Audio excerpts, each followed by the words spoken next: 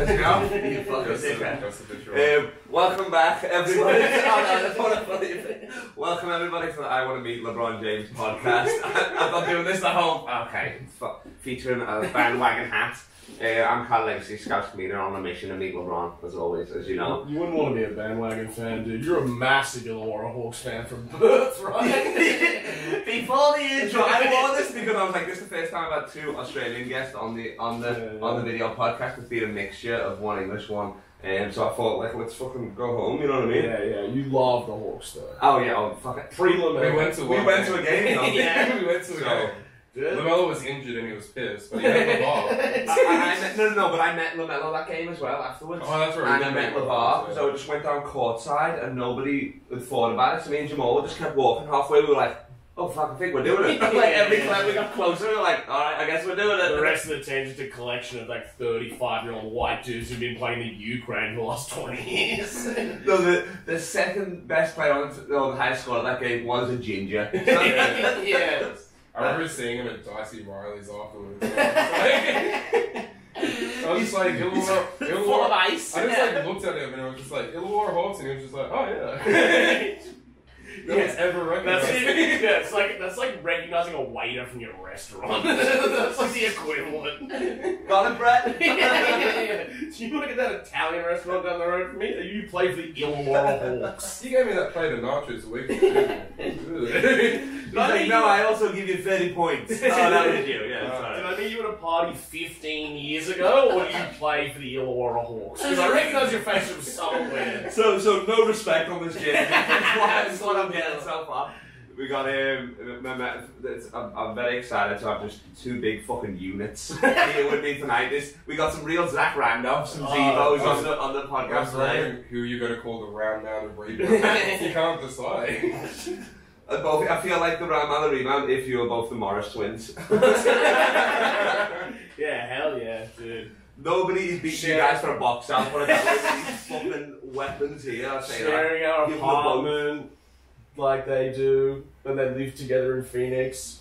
Oh, yo, they did as well. Yeah, the Morris twins used to live together in Phoenix. Yeah. And just shared their house, apparently share all their bills and shit. That's why when Phoenix traded them, they were so mad. Because they'd taken a lower salary so that they could stay together on the team, and then the Phoenix Suns, being absolute cheap cunts, were nah, fuck it, and just traded them. You're getting two for the price of one, and you're still like, nah. Yeah. Also, they're fine. They're not bad. They're better than majority of Phoenix Suns. Exactly. I met them both at Bradley Beal's birthday party 3 years ago. Remember I told you? Yeah, I remember you told me that. That was crazy. They wanted to get me a photo. They wouldn't let me get a photo with them, which kind of threw me off them. But apart from that, I was like, can I just take a photo of one of you, then I'll superimpose you in? You know what I mean? I don't need both of you. Take a photo of one, but you're standing on each side of it, and just say it's just post both of them up and be like, this one's Marquise. And they've both got watches on the same hand. Are you sure? Exact same shirts. Yeah. Anyway, back to intros. We got a little sidetrack. We got the rich man's Will Chamberlain here, Gavin Scott, comedian friend, been on the podcast before, but the audio version. And we got my man Jackson Pierce as well to my left, been on the audio, first on the video, coming in correct with the fucking lampshade earrings. I'm loving that. Hours. That's what Will Chamberlain should do with his rings. Because he can't fit them on his hands anymore. Wilt's rings. Oh, not Wilt, sorry. Bill Russell, sorry. Yeah. Wilt got two? One? Wilt's got thousands of Hymens, though. Thousands. He's definitely got one. Looking like a fucking Vietnam vet. Just necklaces of Hymens, dude. The best thing is, you didn't even dress up for this pod. This is what Jackson showed up with. He played basketball in he had a bag on. Nobody's more. He was wearing the NBA fits. What were you wearing? Was it felt? No, it's velvet. You know, it was velvet outside. Nice breathable velvet. Nike NBA official velvet attire. Dude, honestly, they need to dress up a little more. You know? That was sick. You were playing with the hat. I've never seen. You literally were posting people with a handbag on. I have you in my handbag. That's a new trash talk. You're not in the pocket, you're in the bag, baby. Oh man, you should have seen me in Normanhurst the other day. Just torching some 16-year-old Asian kids, you know? Sliding them up. They could have been anywhere from 16 to 25. Oh, yeah. And they were actively bad at basketball. And I was like, you want to play? You were just driving by, stopping elsewhere. I might get a win here. Yeah. Playing in a collared shirt, being like, this is entrapment. Like, I've deceived you. And Gavin Scott's Hall of Fame is he might be the only person that to have an NBA 2K my player to make it into the actual NBA Hall of Fame.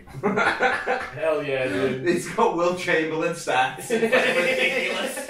And he's coming off the bench with like 30 points a game, 20 rebounds. I do like that about the NBA because it's like in 2K, like because it's just so ridiculous with some of the scores. Like, oh, this is my second game of basketball ever, and I scored 90 points. Yeah.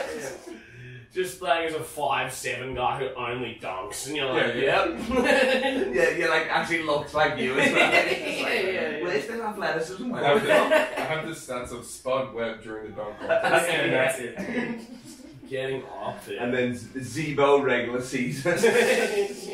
Just that, what's like a jump shot, isn't it? It's just, it gets lower, I don't know, he doesn't leave the ground, he never had to. Shit. Kevin Love never really left the ground, and he was, remember we had that 40-20 game or whatever? Yeah, he was a great rebounder, but it wasn't like... I think with some guys, especially when they get older, they stop jumping. Like, that's what they said a bit about Rondo's, like why Rondo's hitting his threes more.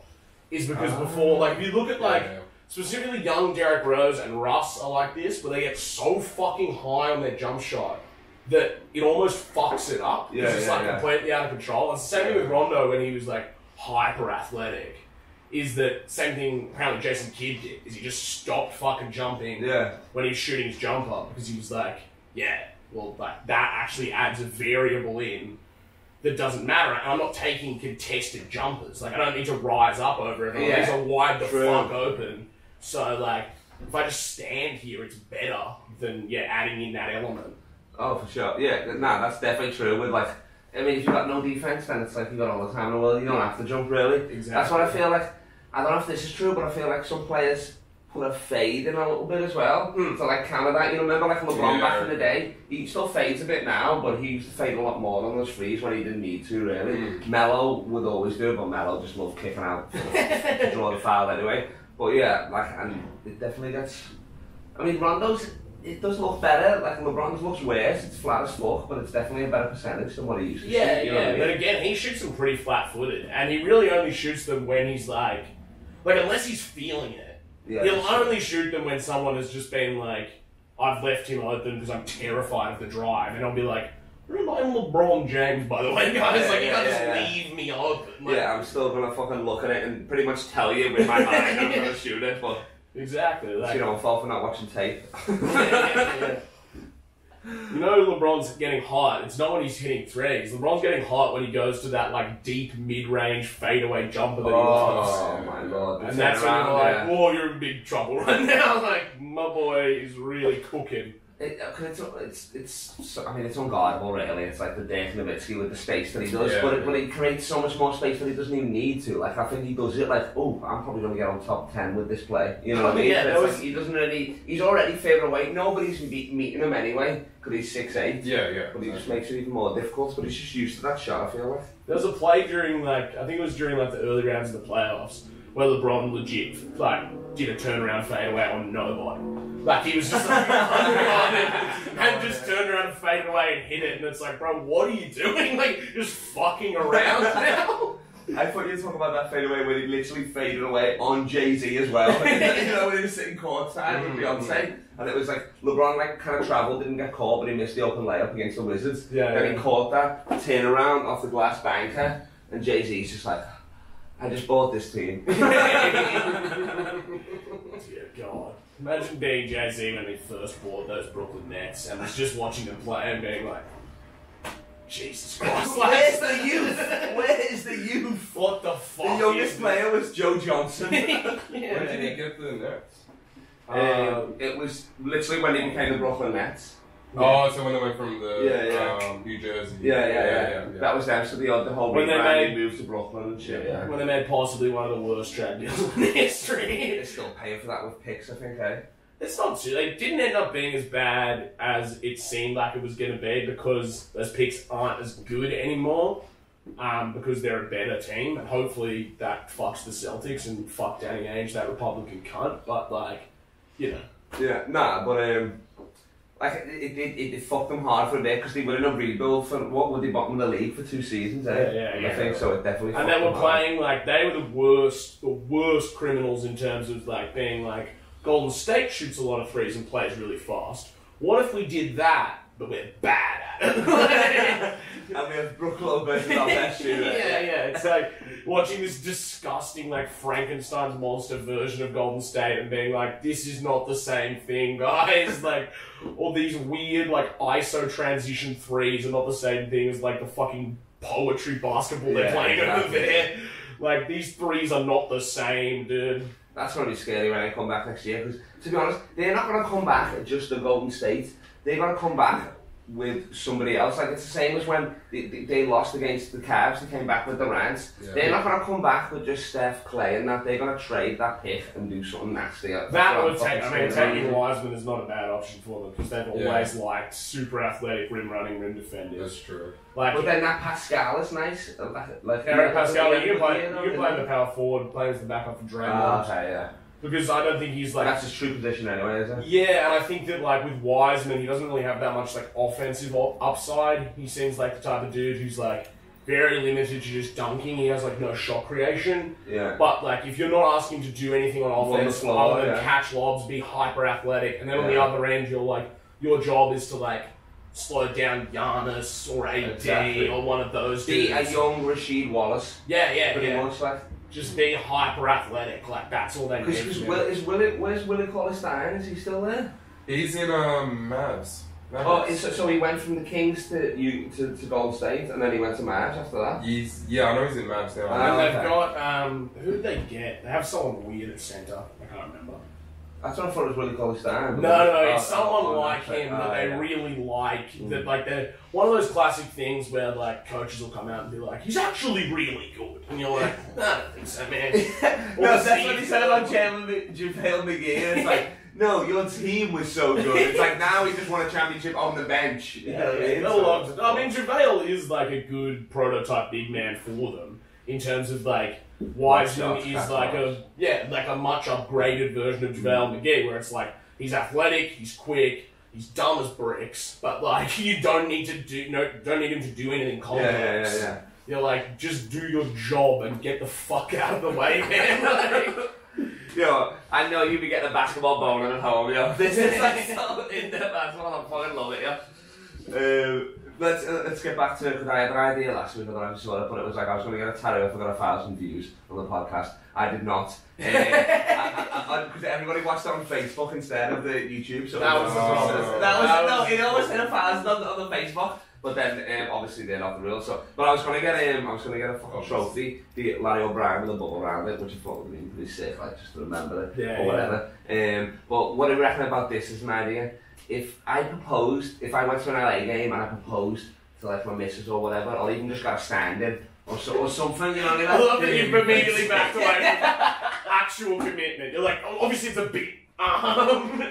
It's along with a bit. It's going to cost me about 40 grand, but no, but that's what I'm saying. Well, then I mean, if I am, that's perfect. Give it a ring, but if not, get a fake ring. I mean, you're in LA, so you'll get an extra actor for nothing. You know what I mean? You'll get a qualified actor for fucking nothing, and you need the work, support the arts. And do you reckon if I did and I got on, because you'd tell the team there'd be some way you'd email and be like, hey, I'm about to propose. Yeah.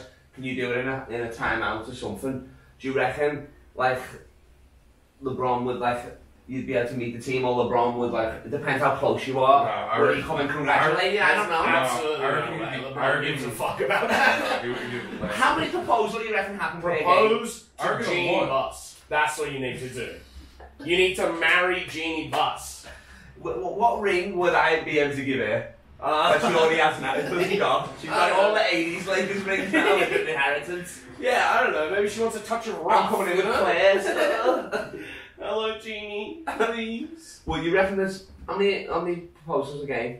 No, what? You reckon? A game, like not that many, but a season they're gonna have like. Yeah, no, they're dealing with that shit constantly. But so that's only home games, so that's 40. It's like without playoffs, that's 42, whatever, 41 games a season there. That's not that many. 41 proposals. some of the good ones always make it online as well. I feel LeBron like is not going to be like, oh, that guy proposed really well. I'm going to hang out with him. no, not hang out, but just meet. It's not that I want to hang out with LeBron James, but hopefully it could be. But I'm saying it's that I want to meet. You know what I mean? That's all. I want to be best friends with LeBron James podcast. I want to kiss LeBron James podcast. On the mouth consensual podcast. I want to convince LeBron to suck me off podcast. sounds so mopey. On the mouth every week. He didn't love me. What is going on? I thought he liked me. So you reckon? What if it was like? Oh, I suppose if I'm wearing all LeBron stuff, but that's everybody at the game anyway. Yeah. If I like halfway through, I'm like, will you marry me, LeBron? Dun, dun, dun. Exactly. I think he'd be mad. I think he'd be annoyed at you. There's no way LeBron has been famous for so fucking long. Like, do you count? Like, I guess you would count just getting like a LeBron media trained. Like, yeah, cool. Is that what yeah. I mean, meeting in my mind is shaking his hand. How you doing? Nice to meet you. That's it. If we have a conversation, that's amazing. But to me, it has to be a handshake or something like that. You know what I mean? Because that's what when you meet somebody, that's what you do. You want like when the people meet the Queen, where it's just like a line of people, and like LeBron's just like shaking your hand. What you need, like the next what you need, Carl, is a fake. I mean, I feel like there's not a line around the block of Buckingham Palace. I don't think the Queen's doing as many meet and greets as LeBron. She's signing royal jerseys. You haven't seen the Queen's post. It's pretty good. Now, what you gotta do, fake press credentials, you get in there, you're like, LeBron, I'm with the Athletic, Australia version. Nobody's checking that yet. I'm with the Australian version of the Athletic. What do you think of basketball? You know? That'd be your best bet. I'm from ESPN, Southern Hemisphere. Yeah. You know, I'm from the Malaysian branch of ESPN. You probably haven't heard of us. We mostly report on like that weird Filipino league. You know, we don't report on footballs that have been set on fire, being kicked around in the sand. They're funny. Yeah, I never understood that. You've set the ball on fire. Yeah. Put shoes on at least. Nah, why? Just go hard and pace. It encourages you to pass more. That's the danger. That's the danger. You know? Who's saving that though? Nobody's getting a header on that. Just singeing all your fucking hair off. That's it. Alright, well then, okay. Well then, let me just cross out all that fucking ideas. This is fucking ruined. I mean, LeBron's never gonna suck me off. No, but I mean, I see a lot of stress off my mind because now I don't have to get married. So it's win-win. I think the media credentials is the best. Yeah. You reckon? Fake media credentials. It's probably not as hard as you think. Like it's pretty much you're just laminating shit, aren't you? Because you just want a meeting. You don't actually want to talk to them. You just want to do. I mean, I do obviously, you know what I mean. But you want to recognise you as a human being. Yeah. I just need that one. I'll just get him with a quick opener and then bang. You know what I mean? What if like he gets wind of this podcast and he's just like, I hate that this exists. He's mad. Like, he's like mad at you. Why would it make him mad? He's like, last week apparently I was creepy. This week it's making him mad. Yeah. His whole thing is he's like, it's gross how much he's obsessed with me. It's fucking weird. No one LeBron would be like, he should be focused on Black Lives Matter. He should be trying to meet George Floyd or I don't know. So that's going to be tough. Meaning George Floyd is going to be tough. That's going to be tough. You're going to have to get God to it. He's very busy. Yeah. Unfortunately, we did lose George. Anyway, let's move on with the segues. Minute silence, please. 8 minutes technically, but anyway. What do you reckon about much fuck you because I'm not even. I just want to move on so quickly. It's not even a way of a segue.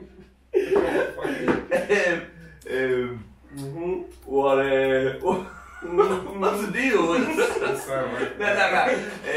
were talking yesterday. Steve Nash for the Nets. I'll ask both of you, good or bad. What do you reckon? Yeah, go first. I think it'd be good. Yeah? I think it's gonna be good. Do you want like a long answer, or you just want to like? No. Actually, I was going to say we got that, but you might as well say the answer as well. No? Well, I think like I don't know, like I saw he was doing like some consulting stuff with like Golden State while Durant was there. So I'm assuming he has like some experience with Durant and how to play him, and at least understand like how to use him. But he's also like Steve Nash. He's a great player. He's a great playmaker. He's got no coaching experience. But that's the thing. You said he's a consultant. I thought he was a shooting coach. So what he was doing is he. And apparently, Gav said that he got on Wikipedia. If you go on his wiki, he gets 2 championships as a consultant for. Oh yeah, no, they gave him the rings because KD loves him because I don't know if you've ever seen like the weird stuff KD does with like balance drills. Yeah. That's all Steve Nash stuff. Okay. So KD didn't have that before the Warriors. It's about. Or he perfected it at the Warriors. He did the drills, which is like Steve Nash is obsessed with like lateral athleticism. So rather than like super conventional athleticism, it's all about the ability to like change direction and like lean and all that shit and balance and stuff like that. Yeah. Which has been super important for KD, largely for as much as he got horribly injured last season. Like looking at him, it's incredible that he hasn't been hobbled for his entire career.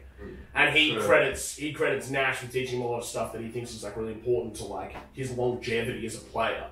That and like there is a chance that he can like who can talk to Kyrie, but like at least Kyrie is not being told by like someone like Ty Lue. It's like there's a difference in the level of point guard there. You know what I mean? I just think like Jason Kidd, that would work, but Jason Kidd's not going to go back to Nets. He just was like, oh, I should listen to Steve Nash because he was like all-time assist leader in this season or something. And then you're like, Ty Lue, you mean the guy that Allen Iverson stepped over? It's like, I had your poster. Well, technically it was Allen Iverson's poster. Ty Lue's greatest game is also his like most notorious moment because no one talks about like just before that.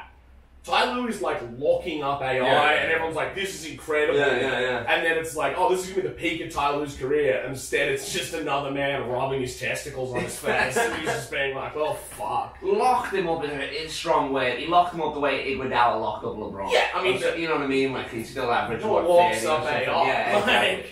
But it's like he just didn't have 50. Yeah, I mean, he could match his quickness in a way that like bigger players can't because AI was always so like shifty. Well, I mean, Ty Lue had to use no energy on offense either. So it's like apparently he was anything through him. So. Apparently he was on the squad to do an Allen Iverson impression in practice. That's why he was just like, on the Lakers because they were like, you are like a bad version of Allen Iverson. So what we're going to do is in practice when we're training to play against these small, shifty, like quick guards, they signed Ty Lue to be Allen Iverson. They even made it to the haircut, remember? He forced him tattoos upon him. He's like, oh, yeah, they forced him to keep all his cash in plastic bags in his house as well. Did he do that as well? Hey, I did that. Why do all rich black people not trust banks? And he would always talk. Yeah, he was always like, even at the end of his career, he was like, I don't know if any of it was ever stolen. It was just, he was like, I don't know, it's just bags of cash around my house. Exactly. $100 million. All the voice book anyway, Yeah, good on would just be in sneakers as well, in sneakers when he'd give away the kids and he's like, oh, well, that charity event just got me like $200,000. It's like the fucking Lamborghini story where he like lost his, it was like, I think it was a Lambo that he lost in a car park and so he bought a new one. Because it was like, I don't know. There's absolutely no fucking context. I would love to see that version of Seinfeld where it's AI looking for it. You know when they look for the Kramer for the car, but it's just a 30-second long episode. Where is it? Let's go to the shop. Just plays the Seinfeld song. Yeah, good on AI. So both of you reckon a good fit? I'm not sure if it's going to be a good fit, but I think he'd be good for... I think it's good because they kept Jacques Vaughn on. So I think he's the assistant. He's the assistant who took over after. But I didn't mind Kenny. Yeah, he's better with a young team for like growth. But when you're winning now, that's why I thought they'd get like. It's got nothing to do with coaching in terms of like being a good coach. It's just about whether or not KD and Kyrie yeah, and respect, apparently yeah. DeAndre fucking Jordan Yeah, give a shit about you. Like, it's not anything to do with coaching. And I think Nash, as much as like superstars don't tend to be good coaches, he's at least a superstar that isn't just like, oh, I'm way more athletic than everyone else, and that's why I'm like one. It's like, well, he actually has some insight into the game. He's like the closest thing to a role player you can be as a superstar. Hey, fuck, that's a fucking great way of putting it, to be honest, because his numbers were like, he never averaged 120 a season, but then he was averaging 14, 8 and 18, and then you got, I mean, the best record in the West always counts as something, and they were like pretty much unstoppable, that 5 seconds or less, you know what I mean? So like, he was kind of like a pass first MVP. Yeah. Perfect. I'm waiting for my producer. What have we got? We're on 30 minutes now. That's a finger mid yes. Just want to let them know I got a producer, baby, and a live studio audience, which have been very tempered tonight. I think they've been hating it. They've not made any noise. They got really upset about one particular bit. You make me say the worst stuff, it's you, honestly, and then you just laugh and you're like, that's coming back and forth with passion. So I would say, I'll end it with a bit. I would say, yeah, he's definitely getting the locker room because he's getting the respect of those players. That's a given. Durant already likes him, so if Durant becomes a better leader, then hopefully he'll get everybody with him as well. I mean, he's just not a great leader, and then Kyrie is obviously not, and DeAndre Jordan is like, well, who gives a fuck about that anyway? But like, he's got he's got the best. He's got a lot of pressure because, like, with Durant back, it's a kind of like it's Western Conference Finals or bust, really. Even finals or bust, I would say. Finals or bust. But so he's got the most pressure, but he's also got one of the most talented teams as well. So it evens it out, really, I would say. Do you reckon they're going to be the Knicks this season? Or? Maybe it's 7. Battle for New York, dude. Battle for New York. Julius Randle, 45 points, dude. MVP. I'm telling you. Kevin Knox the second. You like deep fadeaways? Ooh, you should watch some Julius Randle. That guy's Nexus face. I don't like it.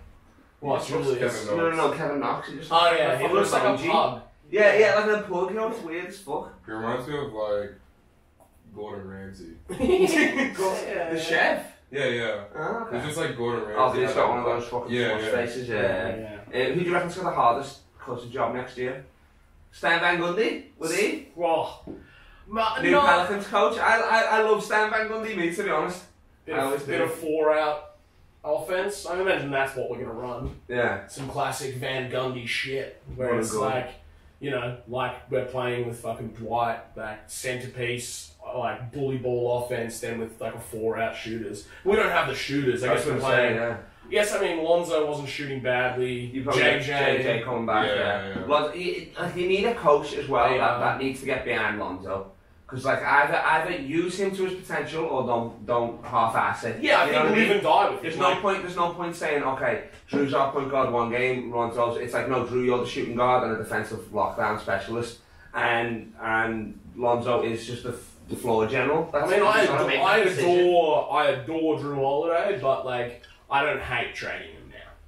I mean, that's just age-wise, that's why. Just because he doesn't fit into our timeline, that we clearly have like a jam up at the guard position, which is weird because for so long we had such terrible guard play. Yeah. Like, man, to have guards is incredible, but he doesn't make sense in the situation that we're in unless you're talking about using him as like a mentor veteran for like Nickeil Alexander-Walker and for like Lonzo and stuff like that. Yeah. But like, Lonzo has defensive potential. Yeah. Drew is a great defender, but also like, for them to reach that potential, we have to play a fucking lick of defense, which we don't. Exactly. And then you're sharing minutes, so it's like he's not even getting the experience anyway. Because Drew's still taking a lot of his minutes anyway, you know what I mean? Yeah, and I think the problem with like Zion at the 5, even though that like small ball lineup, 5, really? I think that small ball lineup could work. No favours, no. But I think that the issue there is that I think Zion, if you're going to look at his defensive upside is going to be as like a LeBron style free safety defender, roaming around, like raising shots, using his athleticism. and like, you know, that type of thing, I don't think he works as like, I can't see him as a fucking rim protector is what I'm saying. Yeah, sure. Then how do you play 4 out if you also need to have a rim protector in? Because Zion, while he needs to get the matchup on a slow-footed 5 to be effective offensively, he can't then do that job on the defensive end. And he was fucking bad defensively. Like, horrible compared to what we saw in college. He's a great weak side defender, like if coming across and blocking out of nowhere, that's perfect, you know what I mean? Like, he can get up fast, so if he comes late, it doesn't matter because he's doing it. But it's like, I mean, he's still going to get back down because he is big, but he's just not tall enough to be... Yeah, that's what I mean by that, like, LeBron style, like, roaming defender. Yeah. Exactly. Yeah, so you reckon good fit though, or not? I think that it's partly... If you move a few pieces. I think it is a good fit. I would have preferred, because of the way the Pelicans have been run for so long, which is just completely taking no fucking risks and just constantly being like, oh, well, what if we're like the 4 seed? Yeah. You know what I mean? Like, I would have preferred, at least culturally and in terms of identity, to have someone that was like D'Antoni, where we're like, okay, well, we might not win everything, but like, fuck, we're gonna like give it everything, and we're gonna commit to an identity, and we're gonna commit to who we are. I think the problem with Van Gundy is that it's like we're still just sort of doing middle of the pack shit. He is a great coach in that, but it's not like he's a savant or an innovator or nothing. Like, he's just a solid coach. Like, that's it. It's like, he runs his players hard and stuff like that. Not Thibodeau hard or whatever. Yeah. But like, it's not like he's like he's doing a D'Antoni thing or anything like that. It's like he's just a good coach, which like you kind of need. I would have brought in a young coach really with that group to help them grow. Just anything that's like not like a good dependable choice. Like, we just want to take a fucking risk, which we just don't do in terms of that type of stuff. And the only time we take a risk is to sign slow-footed big men for like $10 million. Like, if for example, like fucking James Jones or Juwan Howard was like coaching, like, you'd have no problem with that, would you? The experience is not there. Or like, I mean, they got championships and stuff, but it's like... Even the fact we have Gentry, obviously we're talking about Nash, but like, you know, Gentry as a coach, I don't know if we ever let Alvin Gentry run Alvin Gentry offense. Like, it's crazy to me that we had Alvin Gentry for so long and people were like, Gentry's a bad coach. And it's like, I don't think he's being allowed to actually run a motion offense here. They're making him fucking compromise what he does best. They're not giving him the personnel to actually run and gun like he wants to. And then people are being like, oh, he's bad. You know what I mean? It would be like if Mike D'Antoni was fucking like coaching like Joel Embiid, like people were talking about. Well, that doesn't make D'Antoni a bad coach. It's just like, how the fuck are you meant to play small ball with a dominant center? Like, I mean, even when D'Antoni was fucking coaching Dwight, like, it's like, why would you try and run D'Antoni offense with fucking Dwight Howard? Like, it's never been a center focused offense. You know what I mean? What do you reckon with Stan Van Gundy? I reckon it's gonna fucking suck. It's gonna suck. They're not gonna make the playoffs. No, that's not true. Not gonna make the playoffs, you reckon? That's what I'm saying. Do you reckon he'll keep his job by the end of the year, or he's gone? No, they'll probably get rid of a player. Get rid of a player before then. Yeah, I reckon they'll mess around with that team before they start. We're gonna trade tip-offs for sure. Oh, you dickhead! We're gonna trade the answer to all your problems. Financially, anyway. What have we got? Zion for Jabari Parker. Who says no? I was going to talk about because you guys are fucking units that I've played with you guys and you all fucking box out. Nobody is coming in and getting a rebound over you guys. Who would you not? What's 3 players you would not want to get boxed out in the league? Not want to get boxed out by. Yeah. Well, surely it's got to be IT.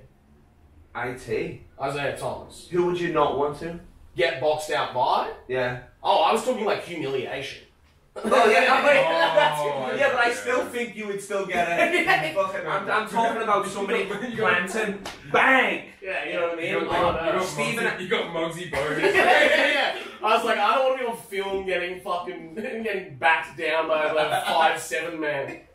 I love that. That's where you went with it. Yeah. I'm immediately like, what's the most embarrassing scenario for me? Mine was more like, I put like Stephen Adams because his fucking legs are like the size of fucking New Zealand or something, you know what I mean? Stephen Adams loves to just fucking crumple people. But to be honest, he probably wouldn't be that good at it because he played with Russell for so long, he's not used to getting rebounds. So it's like, he's like tapping the ball and he's like, where's Ross? Yeah. he's like 2 hours, he's like, nah, it's not volleyball, is it? Yeah, I swear someone's about to soar in from the 3-point line and grab this. This is what usually happens. He's trying to catch a rebound, but just goes straight through it like a dolphin in a hoop. Who else? Big Baby Davis, but all Shaq, only because they'd fucking fall on you. You know, I reckon the worst player to play against, like, would be not even like young Shaq, because young Shaq would dominate you so hard that he wouldn't hurt you. But like old Shaq, when he like lost it a little bit, and he'd just run people over and shit accidentally because he didn't have like the speed and agility anymore. He's just like mowing cunts down the fast break. You're like, okay. Wouldn't want to go up against Celtic Shaq, where you like try and take a charge and he just like walks over the top of you because he can't slow down in time. Takes him. He's rolling like a snowball. He's the only guy who can run, like, have a shot clock violation for falling over. It's like 26 seconds. He's like, I just fell. I was thinking. I'm trying to think of like probably like I'm thinking like someone who's got like great trash talk. Because like I don't think I'd be able to handle like Kevin Garnett like dunking on me and then calling you the N-word. Get the fuck out of here, like shit like that. I just wouldn't be able to handle it. He's like, man. You're like, okay. I don't know if I can take it seriously. Like KG, like it only like that type of like KG's like hyper macho bullshit. I feel like only works because everyone else is buying into it. But if you encountered that dude in real life, you'd be like, are you fucking serious, man? Like, chill out. Especially if it was like a one-on-one pickup game. He's just screaming in your face, talking about how he's gonna like fuck your wife, and you're like, what is going on, man? Like, why are you doing this? It's garbage time. Let me have that 2 minutes. Yeah, dude, you probably could fuck my wife. Like, that's... I mean, look at you, man. It's not a competition, dude. Yeah, but also, you wouldn't be in the game as you. You would be a black 6'10" guy as well, so. I'm going to make it to the league. I'm just playing for the draft next year, dude. I don't want to break that big idea, but you don't. Yeah, dude. They need me. You definitely making it in the walk into the game. And then, like, that was just for the photos. That was just for the fit. Because just imagine you on the like draft and like, he's got a good 3. What can I say, man? You can see him in. He's Genie Buss's nephew. Yeah, that was my idea. That I was pitching this to Jackson. I was like, do you reckon that I am exactly the level of basketball player that I am now, but I shoot 60% from free? Do you reckon they draft me? You know? It was like you've also never played a proper game when you've gone. Dude, I'm getting the ball stolen like 15 times a game. But if I get that shot off, 60% chance it's going in. But yeah, if it's like 60% in game, you played your first NBA game and you're still hitting 60%. Yeah. That's the thing. It's 60% all the time, but like if you give me the ball, it's getting stolen. It's like, yeah, but how many are you shooting? Because Dwight Howard's got 100% 3-point record in the finals, so it's like that's gonna age perfectly. You know what I mean? I'm like a Joe Harris, you know? Joey G. Booker to Tony Law. Yeah. I'm like Joe Harris, but like I'm like tired, and I'm like not able to run up the court properly. Not as white. I'm smoking cigarettes at halftime. They're basically like, okay, we have 4 people on defense, basically. I'm taking the locker room back to the 60s, you know? Singing a couple of tinnies, smoking some cigs. You're like Babe Ruth in the... Pack of Marley Reds on the fucking sideline. And you just like come out like straight off the bench, pass you the ball like half court, and you just like... Bang! That's it. Good. Yeah, that's my idea. That's sort of my... That's why they changed the back down rule, because he used to just back it down to halfway. like Charles Barkley style, where he'd post up for like 45 minutes, and they were like, Charles, no, you're not allowed to do that anymore. Charles takes the entire 24, starts backing the guy down with his fat ass at the 3-point line. Yeah. Just slowly but surely getting to the hoop. You're like, alright, man, we all know how this ends, Chuck. Yeah. It's probably going. So you would get one if you could have none of the other abilities, like, but you take just shooting. Oh, you gotta take the jump shot. Yeah. What about you?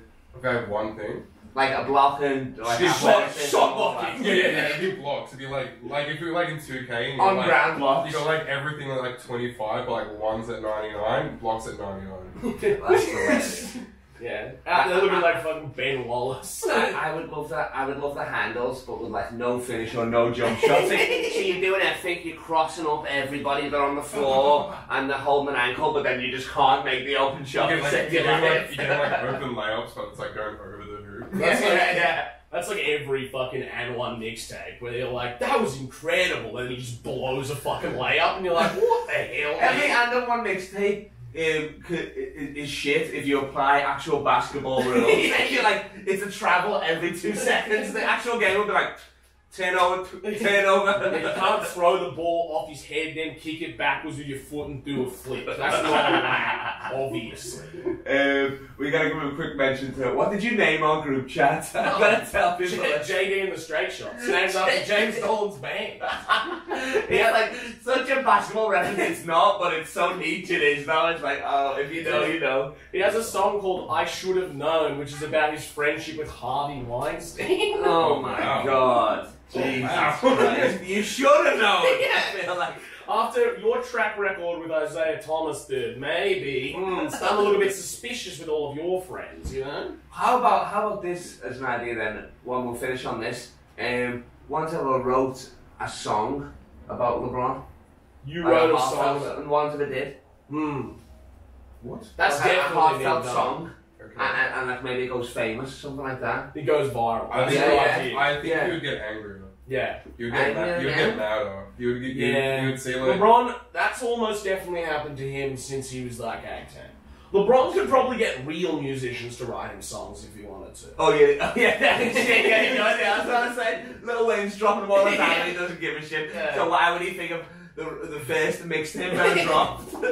Yeah. He's like, ooh, let me listen to this rapper. It's a white English man who lives in Australia. And he's also not a rapper. He's never rapped before. He's a comedian. And even that's only technically.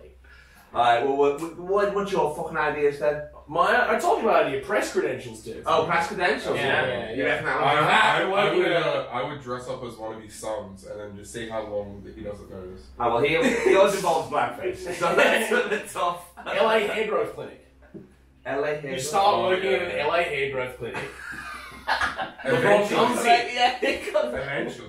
You start working selling human growth hormone in LA, right? I go there first, I'm just there to donate. And then eventually, as receptionist, concierge, then I'm touching his head. Yeah. You're shampooing LeBron, putting the little, what are they, like the fake hair follicles in, spray painting his dome before he goes out to the games. You know. Kissing his head. What was that? Oh, it's a special code. Oh, I'm helping. It was something. I was doing something nice. I was doing something professional. The conditioner with my tongue. It's a pro move. You're just convincing LeBron to start wearing a toupee. He comes out with like a long ponytail. And he's like, yeah, it's my natural hair. Dave Nowitzki, the white class haircuts and frosted tips. Yeah, Sally, it's looking like Darko Miller chips, dude. That's Darko Miller tips. Nobody said anything. I want that for last thing we say on this podcast. Jackson Pierce, thanks for having us. Just tell me your Instagram real quick. I don't know. Oh, you're not happy? Happy Jackson on Facebook. Follow me on Twitter if you want. There you go. We got Gavin Scott, Rich Man's World Champion. The funny Gavin on Instagram. Peace.